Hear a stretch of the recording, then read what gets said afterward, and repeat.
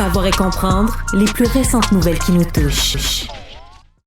Alexandre, dans la course à la direction du Parti libéral du Canada, les potentiels remplaçants de Justin Trudeau s'activent. En fait, il y a une candidate fantôme qui s'active, puis il y en a un autre qui fait campagne aux États-Unis. Oui, et ce sera vraiment... On entre dans une semaine hyper importante dans cette course-là, qui sera non pas un marathon, mais vraiment un sprint. Et ce qui sera intéressant à surveiller aujourd'hui, ce sera entre autres la décision du ministre François-Philippe Champagne, qui doit décider si oui ou non il se lance. Selon plusieurs, ce qui circule entre autres dans les médias anglophones, il n'y irait pas. Tout le contraire pour Chrystia Freeland, qui, selon les informations de plusieurs médias, va officialiser sous peu sa candidature. Quand elle fera l'annonce, pour l'instant, on ne le sait pas, mais ce sera au cours de la semaine. Mais t'as vu, là, le scénario pour Mme Freeland, ce serait lundi. Donc, elle ferait dans une semaine. C'est-à-dire qu'elle ferait son annonce comme une espèce, excuse-moi l'expression, mais un stunt, là, un coup d'éclat ou un coup de marketing, genre quelques heures avant l'inauguration. Donc, elle relierait sa candidature symboliquement. Elle dirait que Donald Trump va être assermenté dans 1 heure ou dans 2 heures. Elle ferait sa conférence de presse juste avant pour directement se positionner comme la réplique à Trump, la vis-à-vis de Trump. C'est pas fou stratégiquement. Stratégiquement et sur le plan du marketing, c'est effectivement une idée qui Par contre, sur le plan de la jaser. visibilité, c'est-à-dire en termes d'espace médiatique, on se comprend que là, cette journée-là, elle va en avoir moins. Là. Ce ne sera pas la première manchette. Tous les postes vont être en émission spéciale sur Trump, etc. Par contre, celui qui risque d'être son principal adversaire, M. Carney, a donné une première entrevue. Et on pourrait s'étonner du choix de l'endroit. Oui, Jon Stewart. Le Daily Show, une émission de fin de soirée aux États-Unis. Visiblement, les deux se connaissent, avec quand même une certaine complicité. Plusieurs sujets qui ont été abordés, bien sûr. Il a tout dit, sauf s'il se lançait ou pas. Oui, mais je veux dire, mettons que Pablo Rodriguez avait donné son entrevue en Norvège hier plutôt qu'au... Oui. Non, mais tu veux devenir premier ministre d'un pays, puis tu donnes ta première entrevue dans le pays voisin. Oui, c'est quand même assez particulier. On a... oui, mettons. Bien sûr que toute la question de Donald Trump a été abordée, toute la question de ses menaces de tarifs de 25%, la taxe carbone également, mais à savoir aussi, est-ce qu'il allait se lancer ou non? Il n'a pas rien confirmé de manière claire. On est revenu sur, pendant l'échange entre les deux hommes, sur l'annexion du Canada comme possible 51e État. Mark Carney a répondu quand même avec un peu d'humour qui peut nous rappeler même des fois certaines excuses qu'on peut donner lorsqu'on met fin à une relation ou lorsqu'on veut pas s'embarquer dans une relation. Je vous fais entendre l'extrait puis je traduis par la suite. Congratulations on announcing on this program that you are to be the leader. We seal it with a handshake. Mark Carney. Alors, c'est pas tout à fait l'extrait que j'avais choisi, mais ce que vous auriez dû entendre, c'était c'est pas vous, c'est nous. Nous, on fait les choses un peu différemment au Canada. Ça fait partie un peu de ses sorties, mais t'as entièrement raison en disant le fait, écoutez, là, première entrevue, on n'a pas entendu parler beaucoup de Mark Carney. On l'a vu pour la première fois dans les derniers jours alors qu'il patinait sur le canal Rideau. Et là, sa deuxième apparition, ça se fait au Daily Show avec Jon Stewart aux États-Unis. Mais... mettons qu'on avale cette pilule-là, il est quand même apparu, tu sais, l'espèce de banquier rigide, il est quand même apparu comme quoi, pourrais-tu dire, détendu et humoristique, ce serait-tu trop de dire ça? Non, mais relativement à l'aise dans une émission d'humour. Oui, non, ça c'est oui, on le sentait à l'aise, on le sentait habile dans ses réponses également.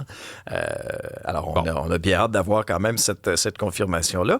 Ce n'est pas le seul à avoir accordé une entrevue au cours des dernières heures. Il y a Stephen Harper qui s'est entretenu avec un YouTuber américain. L'entrevue, d'ailleurs, est disponible sur la plateforme.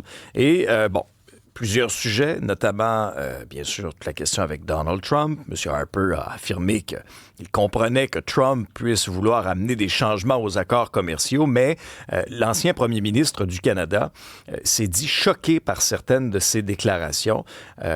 Notamment, il disait que les propos de Trump ne semblent pas être les propos de quelqu'un qui cherche un meilleur accord. Ça ressemble pas aux propos d'un ami, d'un partenaire, d'un allié également. Et voici un peu un extrait de ses propos en ce qui concerne cette fameuse relation-là entre le Canada et les États-Unis. Et encore une fois, la possibilité d'en faire le 51e État. Voici M. Harper. Yeah, Gabe, just to be clear, we want to be a partner. We are a partner, we're a friend and an ally, but we are an independent, sovereign nation. And where Mr. Trump is wrong, there's almost nobody in Canada wants to change that. We have our own culture, our own history. We're very proud of it. Very proud of our relationship with the United States, but we are Canadian, not American. And we want to be friends, not as they say, not annexed. Alors, on veut être des amis, on ne veut pas être annexé. On est un partenaire, un ami, un allié, mais nous sommes une nation souveraine et indépendante. C'est ce qu'a dit M. Harper. Ouais, mais ça dit quand même que dans le... C'est pas que Stephen Harper était un partisan de Donald Trump. Là. Je pense que depuis longtemps, il s'inquiète de Donald Trump. Mais dans l'exemple, les fans là, de Pierre Poilievre ou de Stephen Harper, je dirais dans le mouvement conservateur au Canada, si tu suivais les réseaux sociaux, là, la dernière élection, on avait quand même plusieurs... Là. Bon, je pense qu'il y en a deux catégories. Là. Il y en a qui étaient tellement anti-woke qui seraient liés à Donald Trump. Il y a aussi des gens qui veulent toujours dire le contraire. Il y a des gens qui sentent dans la société une obligation de dire le contraire de la majorité. Fait que si tout le monde est contre Trump, ils deviennent pour Trump sans raison. Mais dans le mouvement conservateur, il y en avait là, des gens qui étaient pro-Trump et qui, présentement, ont l'air fous, là. Tu sais, tu justifies ça comment? Je veux dire, il n'y a rien défendable du point de vue de la droite économique dans ce que fait Trump, un gars anti-libre-échange avec des vieux arguments là, de la CSN des années 70, qui tout à coup s'en prend un allié qui est le Canada. Alors, je sais pas, les gens qui sont pro-Pierre Poilievre qui étaient pro-Harper, et ils ont l'air fous là, ce matin, sincèrement, parce que Trump, c'est ni... Trump, c'est ni à gauche ni à droite. Là. Je veux dire, c'est un phénomène bizarre. non, c'est ça, c'est dans le champ. C'est un phénomène bizarre, mais tout à coup, du point de vue canadien, plutôt inquiétant. Mais Mario, parlant de Trump, on a vu en fin de semaine les images, notamment avec Danielle Smith, première ministre de l'Alberta, et Kevin O'Leary, qui est dans Shark Tank, un homme d'affaires bien connu, vêtu tout de blanc. Eh bien, lui, il a un peu précisé son interprétation là, de ce que Donald Trump dit en disant je veux faire du Canada le 51e État. Dans l'esprit de Kevin O'Leary, qui est proche de M. Trump, ça signifierait plutôt qu'il veut une union économique avec le Canada. Alors, selon lui, les propos de Trump, c'est pas une menace, mais c'est une opportunité en or pour le Canada. Alors, c'est une façon de voir les choses. Parlant de Mme Smith... Je sais pas de quoi il parle, O'Leary, parce que si tu veux une union économique, par définition, c'est de faire tomber tous les tarifs. C'est de faire tomber encore plus. Le peu de tarifs qui restent dans l'attente de libre-échange, tu ferais tomber les derniers. Pas d'en rajouter. Mais dans le cas de Danielle Smith, quand même, parce que l'impression des photos, c'est que ça avait bien été, qu'elle était bras dessus avec M. Trump, mais c'est pas du tout le sens de ses propos. Là. Dans le fond, elle est restée polie puis gentille, puis elle a fait les photos avec Trump. Mais elle est ressortie comme estomaquée quand même. Elle est ressortie un peu assommée parce qu'elle a entendu. Oui, et on a senti aussi qu'il n'y a pas nécessairement d'unité entre les premiers ministres des différentes provinces du Canada dans la vision des choses pour la suite. Là. Dans le cas de Mme Smith, elle, dans son esprit, c'est hors de question là, de commencer à bloquer des exportations d'énergie, le pétrole notamment, alors que Doug Ford, on sent qu'il réfléchit peut-être davantage. Lui, il voulait même fermer le breaker. Là, en ce qui concerne l'hydroélectricité, il y a toute la question du pétrole ou dans l'esprit de Danielle Smith, c'est hors de question. Ouais, mais Mme Smith dit essentiellement, elle, ce qu'elle a compris, c'est que lundi, on va être frappé par des tarifs de 25 %, que c'est inévitable, que ça va nous arriver. Parce qu'elle-même a dit sur le pétrole, ça pourrait nous servir comme argument de négociation plus tard pour faire tomber les tarifs. Donc, Danielle Smith, qui a passé la fin de semaine avec Trump, en conclut que c'est foutu, là, qu'il n'y a plus rien à négocier, qu'il n'y a plus rien à faire, que ces tarifs-là vont nous frapper. Bon, peut-être que Trump a maintenu la menace, puis s'est servi d'elle pour que la menace soit répétée au Canada pour nous faire peur. Mais, je veux dire, 8 jours avant son inauguration, c'est encore ce que l'interprétation de quelqu'un qui a été en privé avec lui a reçu. Course à la direction du Parti libéral du Québec, cette fois-ci. Hier, c'était le lancement officiel. Oui, et tous les candidats, à l'exception de Denis Coderre, ont fait une sortie médiatique, que ce soit, M. Bélanger, que ce soit Pablo Rodriguez ou encore Charles Milliard. Et si, bien sûr, notamment l'appui de Fred Beauchemin à Pablo Rodriguez a retenu l'attention hier, je dirais que la déclaration qui a fait le plus jaser, c'était celle de Raymond Bachand. Raymond Bachand qui s'est présenté aux côtés de Charles Milliard. Et il a décoché une flèche directement à l'endroit de Pablo Rodriguez. Et le bilan qu'il traîne à la suite de son passage, on comprend qu'il a traversé la rivière des Outaouais dans une mise en scène extraordinaire lorsqu'il nous a annoncé sa candidature. Mais c'était quand même un des ténors du gouvernement Trudeau pendant presque une décennie. Voici ce qu'il a dit à propos de la candidature de Pablo Rodriguez. Le Parti libéral du Québec, là, en région, il n'existe pas. Il existe très peu. Il est très faible, OK? Les Québécois en région, ils s'apprêtent à voter massivement Bloc ou Parti conservateur. Puis le Parti libéral du Québec nommerait comme chef quelqu'un qui est le bras droit du gouvernement du Canada depuis 10 ans. Moi, je comprends pas. Ouais. Et il a laissé attendre un peu les mêmes choses sur la question de la crédibilité en matière de finances publiques, là. Le fait d'avoir été associé pour Pablo Rodriguez au gouvernement le plus dépensier et qui a endetté le Canada, est-ce que ça donne au Parti libéral du Québec la carte de visite souhaitée là, pour être le parti des finances publiques? C'est la question. C'est le genre d'attaque, j'ai l'impression, qui va continuer à suivre Pablo Rodriguez. On continue à suivre tout ce dossier des subventions aux véhicules électriques, où là, ça semble être l'improvisation à Québec comme à Ottawa. Et ça a été dénoncé notamment par plusieurs concessionnaires automobiles parce que, bon, on a eu cette nouvelle-là de la part d'Ottawa vendredi dernier en disant le programme va bel et bien être suspendu au plus tard le 31 mars, donc la fameuse subvention de 5 000 $ du fédéral pour faire l'acquisition d'un véhicule zéro émission, donc un véhicule électrique. C'était jusqu'au 31 mars ou jusqu'à ce qu'il n'y ait plus une scène dans la cagnotte, Mario. Or, là, on s'est aperçu, puis ça, il y a bien des concessionnaires qui ont été vraiment pris de court, que c'était complètement terminé depuis hier. Donc, depuis, je dirais même le 12 janvier, mais les concessionnaires l'ont appris hier. Parce qu'il n'y aurait plus d'argent dans la cagnotte. Il n'y aurait plus d'argent dans la cagnotte. Alors là, ce que ça veut dire concrètement, c'est que le 5 000 $ du fédéral, c'est déjà terminé depuis le début de la semaine. Or, là, il y a des gens qui prenaient possession de leur véhicule hier soir ou dans la journée, qui, là, comprenaient plus trop ce qui se passait. Ce que je comprends, il y a aussi des concessionnaires qui avançaient l'argent. Donc, ils te vendent ton véhicule. Oui. Toi, tu arrives chez le concessionnaire, tu veux repartir rapidement avec ton véhicule. On te dit, oui, pas de problème. On te fait remplir les formulaires. On te vend le véhicule à rabais. Donc, là, c'est comme si on présume du 5 000 de moins en se disant, de toute façon, le concessionnaire va se faire le chèque à lui, là, va se faire compléter le montant. Mais là, peut-être que le chèque n'arrivera jamais. Et rien n'est moins sûr, t'as entièrement raison. Si bien que là, la Corporation des concessionnaires automobiles du Québec a dénoncé l'approche des gouvernements en disant là, carrément là, qu'ils ont été vraiment là, mis devant le fait accompli. Les concessionnaires aussi doivent respecter un paquet de règles, doivent augmenter leur pourcentage de vente de véhicules électriques à chaque année pour atteindre le fameux objectif de 2035 où on n'aura plus le droit de vendre des véhicules à essence neuve. Alors, on a mis en place ces normes-là. Alors, concrètement, là, si vous souhaitiez acheter un véhicule électrique, ben, le train est passé. Le train des subventions, en tout cas. Parce que si vous avez mis la main sur un véhicule électrique avant la fin de l'année 2024, là, vous aviez 12 000 de subventions.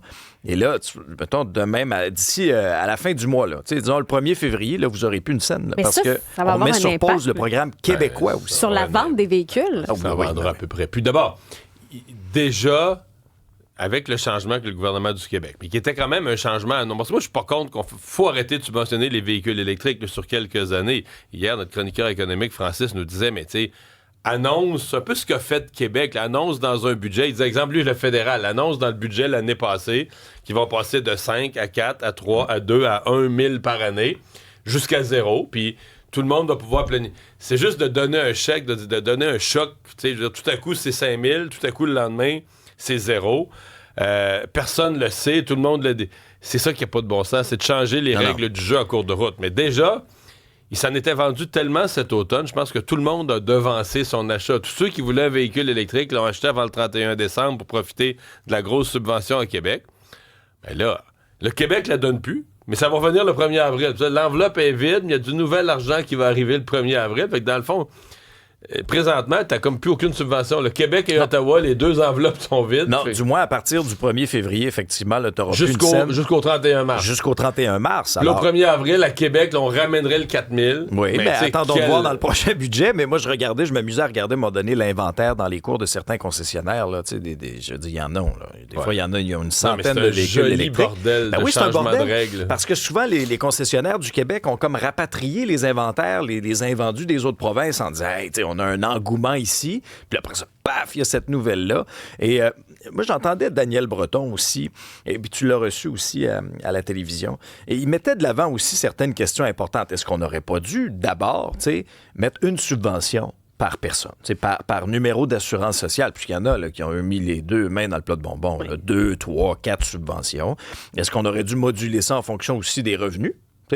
Quelqu'un qui gagne énormément d'argent, étant donné qu'on souhaitait, par exemple, un meilleur accès pour les familles, pour les gens de la classe moyenne, est-ce que si dès le départ, si on avait peut-être un peu mieux structuré, un peu mieux balisé tout ça? Et le prix des véhicules électriques, là, ça reste très cher. Parce que ça... Le prix moyen, je pense que c'est encore au-delà. Je pense que c'est 74-75 000 environ. Là. C'est pas accessible pour tout le monde. Là. Ça, on parle de la classe moyenne, 75 000 juste pour ton véhicule. Mais ça là, coûte cher, ils vont baisser par la force des choses parce qu'ils s'en vendent plus, tout ça, mais quand même. En tout cas, un accident absolument épouvantable qui est survenu à Montréal avant hier et c'est un musicien connu là, qui a perdu la vie. Il s'appelle Mario Allard. C'est un saxophoniste jazz. Il a collaboré avec Robert Charlebois, entre autres, René Wilkin, Antoine Corriveau. Il a fait partie des Papa Groove.